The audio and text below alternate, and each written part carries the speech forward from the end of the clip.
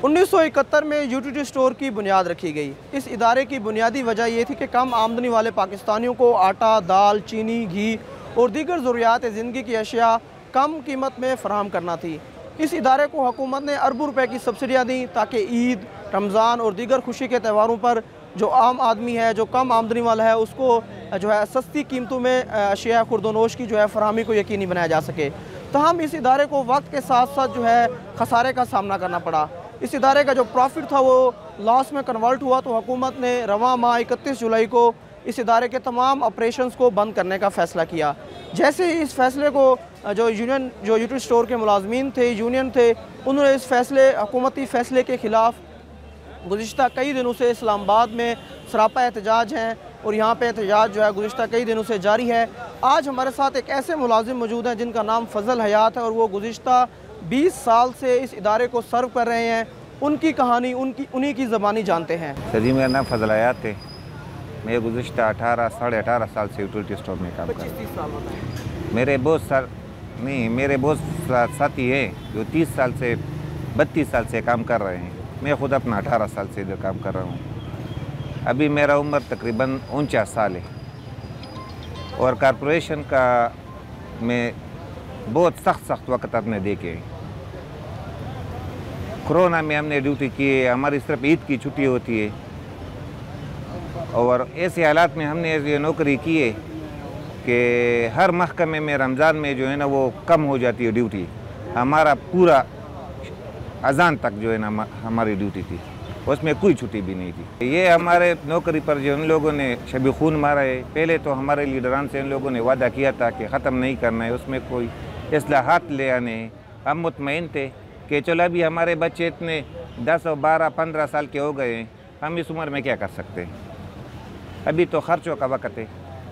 तो इन लोगों ने एक ऑर्डर पर निकाल दिया काफ़ी सारों को। हमारे लिए भी हम जो परमानेंट बंदे उसके लिए भी ये नए ऐलान करते हैं कि उसको गोल्डन चेक देना है, नए बात खुला करते हैं कि किधर नौकरियों में और में इज़ाम कर लेते। करप्शन के तो अपने इदारे भाई, ये उसका काम है कि उसको पकड़ ले। कौन सा इदारा मुझे कोई भी नहीं बता सकते।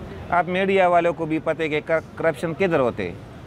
इन लोगों ये जिस फार्म पर ये हुकूमत कर रहे हैं, करप्शन के माँ बाप तो ये, और हमारे इदारे में जिसने भी किया है उसके हम सपोर्ट रहे, उसको पकड़े, उसको फांसी पर लगाए, हम उसके साथ हैं। हम करप्शन वालों के साथ नहीं है और करप्शन किस इदारे में नहीं है, लेकिन हमारे में इतने नहीं है। हुकूमत के दरख्वास्त ये है कि ये 4 दिनों से ये लोग बारिश में और इस मौसम में पाकिस्तान के कोने कोने से आए थे, बूलान से, खैबर से, चतराल से और सारे पाकिस्तान से लोग आए। ज़मीन पर पुलिस का कसूर क्या है? अभी उससे ये मुतालिबा है या तो महकमा जो है ना वो चला ले।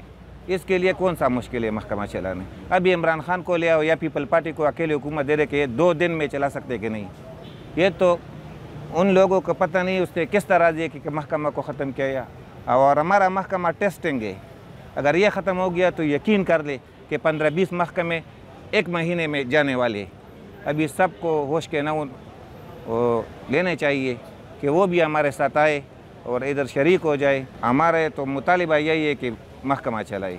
अगर ये नहीं चला सकते तो हमारे जितने भी लोग हैं परमानेंट डेली वेजेस है, कॉन्ट्रैक्ट है, उसके भी 18 साल और 15 साल हो गए हैं, उन लोगों के भी डेली वेजेस का कॉन्ट्रैक्ट का उसको भी कुछ न कुछ दे के हमको भी कुछ दे के या घर भेज दे। इस मुल्क के लिए, लोगों के लिए, अपने लिए जिसने काम किया, कुर्बानियाँ दिए, डॉक्टर कदीर से लेकर एक चपड़ासी तक हो, सब अपने करने पर पशेमान है कि अच्छा नहीं किया है। हालांकि ये नहीं करना चाहिए था, लेकिन हमारे साथ उसने अच्छा नहीं किया है। हमारा गिला हुकूमत से रहेगा। ये एक फजल हयात नहीं बल्कि हज़ारों मुलाजमीन की कहानी है जिनका हुकूमत से मुतालबा है कि हुकूमत अपने फ़ैसले पर नज़रसानी करे और इस इदारे में अगर करप्शन हुई भी है तो उसमें इस्लाहात लाई जाएँ।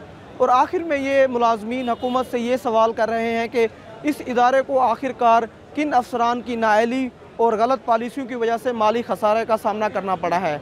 और ये भी सवाल करते दिखाई दे रहे हैं कि अगर इस इदारे को माली खसारा हुआ भी है तो इसकी सिर्फ कीमत मुलाजमीन ही क्यों चुकाएँ।